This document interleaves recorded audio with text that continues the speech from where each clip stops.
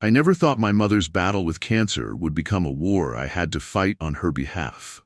Not just against a deadly disease, but against the man who was supposed to protect her. My ex-stepfather, Nolan, was more than just cruel. He was a silent force slowly poisoning her will to live, deliberately delaying her treatments, sabotaging her chances at survival. And I watched helplessly at first, trapped between anger and disbelief. My mother was diagnosed with ovarian cancer when I was halfway through college. It felt like the world was crashing down. But what I didn't expect was the nightmare that unfolded within the walls of their own home. Nolan controlled everything: their finances, her appointments, even her daily meals. He drained their joint bank account until she couldn't afford a loaf of bread. He cut the brakes on her car. He threw tantrums in doctors' offices, refusing to let her get the treatments she desperately needed. I remember the day my mother told me, trembling, that she feared for her life. Not just because of cancer, but because Nolan wouldn't let her fight it. That moment lit a fire inside me, a fierce, burning rage and an unshakable resolve. I moved back into their basement apartment with my small family. I became my mother's defender. I stood between her and Nolan's cruelty, refusing to let him control her any longer. I hired a lawyer. I installed cameras throughout the house. Nolan knew, but I wasn't hiding. Every cruel word, every act of sabotage was recorded. The legal battle was brutal. 8 months of gathering evidence, court hearings, sleepless nights, but the court saw the truth. My mother was granted sole possession of the house. Nolan's assets were frozen. He was evicted by the police. Yet even then, Nolan didn't give up. He refused to sign divorce papers, refused to accept reality. He laughed when told he couldn't leave the country. My mother finally started treatments, safe and supported. For a time there was hope. But then the unthinkable happened. A complication, a rupture, and she was gone. In my arms. The grief was crushing, but so was my determination. I took everything Nolan thought he'd get by waiting: the house, the assets, the life my mother fought for. The court backed me legally, but justice still felt incomplete. Nolan remains at large, his whereabouts unknown, but I'm still fighting to hold him responsible for what he did. This is my story. A story of love, loss, and a fight for justice against a man who tried to kill my mother twice, once with cancer, once with cruelty. And I'm not done yet. After the court granted my mother sole possession of the house, and Nolan was finally evicted, I thought the worst of the battle was over. But that silence that settled over the home wasn't peace. It was a heavy, suffocating silence, a constant reminder of the war we'd just fought and the scars left behind. Walking through the empty rooms, I could still feel her presence: my mother's laugh in the kitchen, her soft footsteps on the stairs, the way she used to hum while tidying up. But those echoes were shadows now, haunted by Nolan's cruelty, by the months he spent sabotaging her treatments, by the moments he held power over her fate. The house was quiet, but inside me, the storm raged on. The legal victory was bittersweet. While we had forced Nolan out, freezing his assets and securing the home for my mother, the battle wasn't just about property or money. It was about justice. A justice that the courts said they couldn't fully deliver. My mother's medical notes, including the doctor's statements about Nolan's tantrums and her fears, were proof. But the system said they couldn't hold him criminally responsible for her death. The law didn't quite catch up with the cruelty of his actions, the willful obstruction of her care. I felt anger. Deep, burning anger that mixed with the grief that never left me. I was left to carry her memory alone, to be her voice in a world that had turned a blind eye. But I wasn't about to give up. I spent endless nights poring over legal documents, consulting with my lawyer, and learning everything I could about the law. I changed my own life path, shifting my focus so I could help in any way possible. This wasn't just about revenge anymore. It was about preventing this from happening to anyone else. The days were long, and the emotional toll was heavier than I could have imagined. I developed PTSD from the trauma of losing my mother in such tragic circumstances. Flashbacks of that day, the rupture, the bleeding, her last breath in my arms, haunted me relentlessly. Lily was my anchor through it all. She stood by me during the darkest nights when the weight of my grief threatened to crush me. She reminded me to breathe, to live, and to fight not just for the past, but for the future. Nolan had vanished. He changed his contacts, his address, and disappeared from any official record. My lawyer and I suspect he fled to Mexico, ignoring the court orders that banned him from leaving the country. We pursued every lead, but tracking him down was like chasing a ghost. The courts had dismissed his claims to the house as abandoned, giving me full legal ownership and physical possession. Even if Nolan never comes back or dies far away, the house and everything my mother owned belonged to me. But if he does return, he faces consequences, legal actions for contempt, possible criminal charges for violating court orders, and a fight he cannot win. Meanwhile, I continue the struggle for justice. I'm trying to hold Nolan criminally responsible for my mother's death. It's a long shot. My lawyer estimates a 60-40 chance. But with the evidence, the medical notes, and even some of Nolan's own confessions caught on camera, I'm hopeful. This is not just my mother's fight anymore. It's mine, her voice, her story, her legacy, and I will not stop until justice is served. The courtroom had become a battleground where justice often felt elusive. Every hearing, every filing was a reminder that the system wasn't designed to heal wounds like mine. Wounds carved deep by betrayal and neglect. Nolan's absence at the hearings wasn't surprising. He had vanished, changing numbers, addresses, slipping through the cracks of a legal system slow to act. It was as if he had melted into the shadows, leaving behind only the wreckage of what could have been. My lawyer was relentless. She pushed for every avenue, every motion, determined to pin him down. But the man was elusive, like smoke slipping through fingers. We traced leads to Mexico, whispers of a new life far from the cold courts of Canada. That knowledge fueled my resolve. If Nolan thought he could hide from justice, he was wrong. I would drag him back into the light, no matter how far he ran. Meanwhile, life at home was a different kind of battle. I wrestled with the ghosts of grief and PTSD, the weight of loneliness heavy on my shoulders. Each day was a test. Getting through the simplest tasks felt monumental. But I had a reason to fight. My mother's memory, her dreams, her life, they were my armor. I refused to let her sacrifice be forgotten. I worked with therapists, leaned on Lily and friends, and slowly, the pieces of my shattered self began to stitch back together. The road was long and uncertain, but I walked it with fierce determination. Every phone call from my lawyer was a flicker of hope, a reminder that I wasn't alone in this.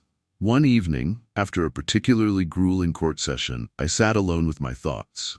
I realized that this wasn't just about reclaiming what was lost.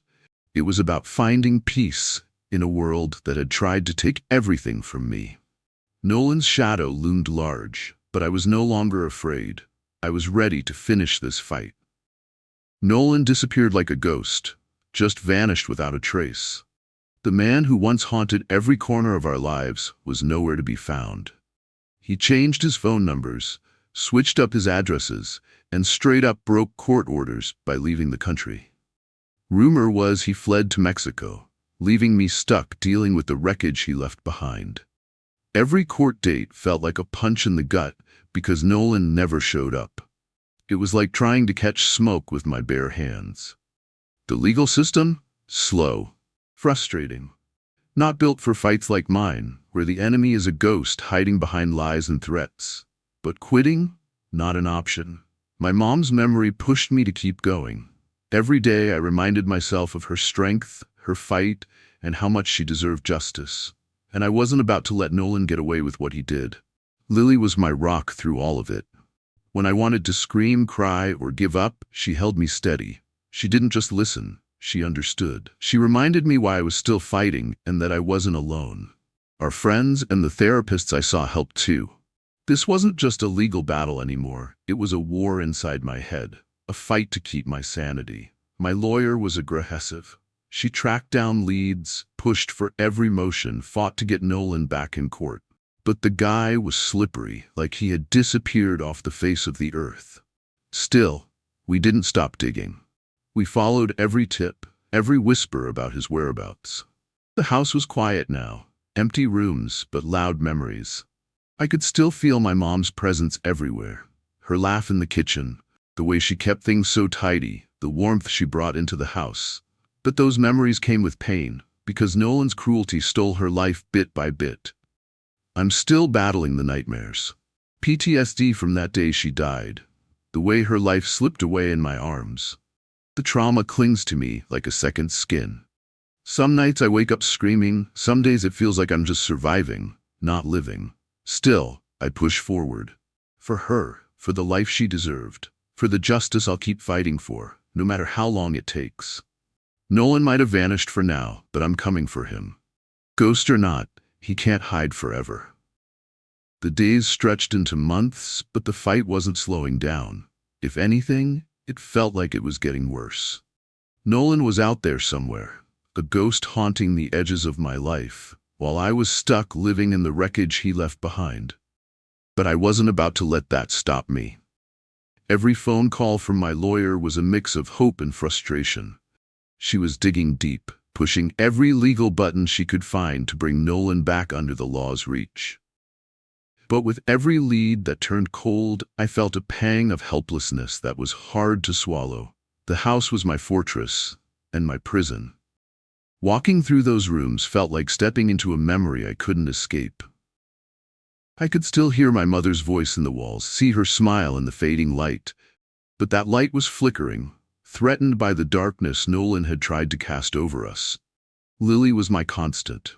She was there every morning, every night, reminding me to breathe when the weight was crushing me. She helped me keep the kids grounded, helped me be a father and a daughter's protector, even when my own strength felt drained. The PTSD was no joke. Some nights, I'd wake up drenched in sweat, the nightmare of that day fresh as if it just happened. I'd hear her voice, feel her hand in mine, and then the cruel reality would hit all over again. It was a pain I carried silently, trying to shield everyone else from it, but even in the darkest moments, I found strength. Not just for me, but for them. For my mom, who deserved better. For Cole and Emma, who needed me whole.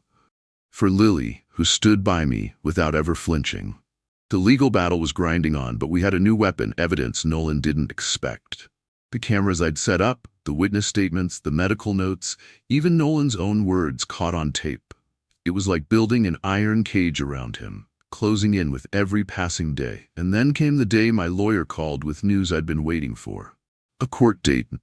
Nolan had been tracked down, and despite his attempts to dodge, he would finally have to face what he'd done. The day of the hearing was one I'll never forget. Walking into that courtroom, heart pounding, hands shaking, but mind sharp and clear. I wasn't just fighting for myself anymore. I was fighting for justice. Nolan showed up, looking older, defeated, but still with that cold glare.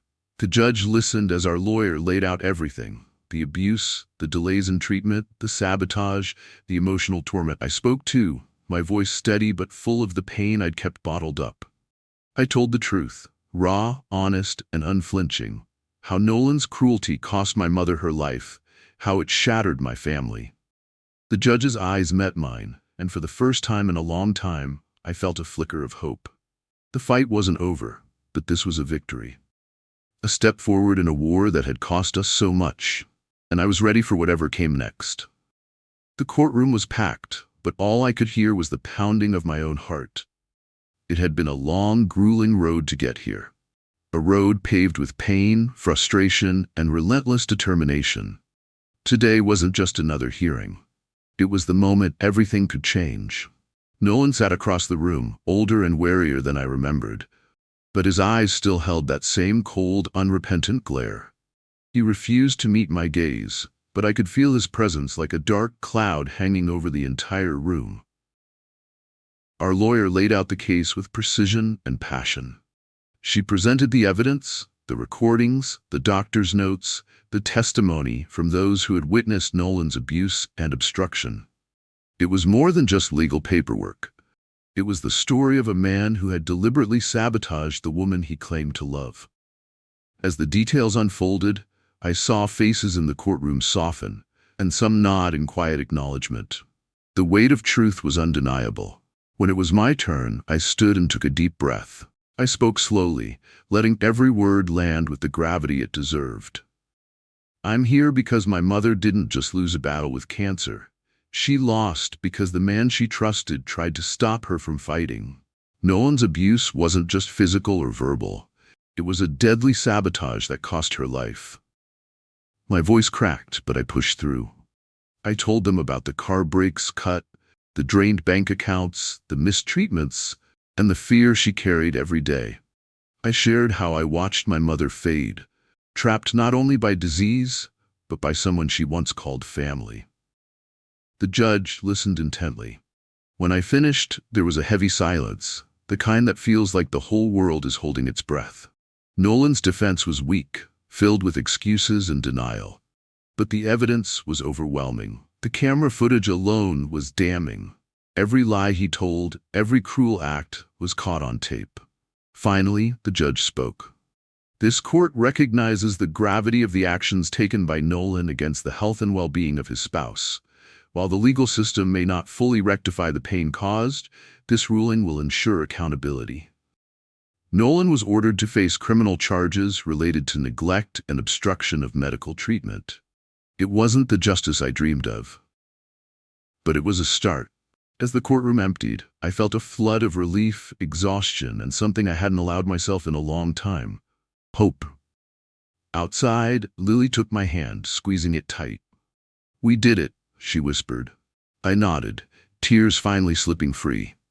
This wasn't the end. It was the breaking point, the moment when darkness began to give way to light, and I was ready to keep fighting, for my mother, for my family, and for the future we deserved. The courtroom had become a place of reckoning, not just for Nolan, but for me, for my mother's memory, and for every battle we'd fought along the way. The criminal charges had been filed, but the fight was far from over. Nolan's arrogance hadn't faded. If anything, it grew darker, fueled by desperation. I could see it in the way he carried himself during hearings, disheveled, but still defiant. His refusal to cooperate didn't weaken the case against him. It only painted a clearer picture of the man behind the cruelty. But justice isn't always swift or fair, and the system moved at its own torturous pace. Every court date was a mental battlefield. I sat through hours of testimony, cross-examinations, and legal jargon that often felt designed to confuse and wear me down. Yet, each time I left the courthouse, I felt a flicker of hope. The truth was out there, and slowly, it was breaking through the walls Nolan had built. Outside the courtroom, life went on, but it wasn't easy. The PTSD from losing my mother clung to me like a shadow, reminding me of every moment I'd failed to save her. Nightmares haunted my sleep, and memories hit unexpectedly in the quietest moments. Lily was my anchor through it all. Her quiet strength gave me the courage to keep fighting when I wanted to collapse. She reminded me daily that this battle wasn't just for the past, but for a future where my family could heal.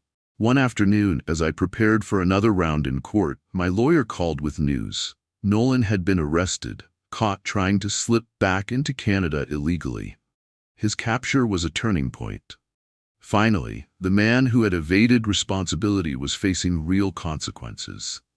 The trial gained momentum. Witnesses came forward, including medical staff and neighbors who had witnessed Nolan's abusive behavior. The court finally had the full picture: Nolan's deliberate attempts to sabotage treatment, the emotional torment, and the devastating impact on my mother.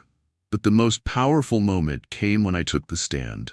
I recounted my mother's struggle, Nolan's cruelty, and the pain that followed.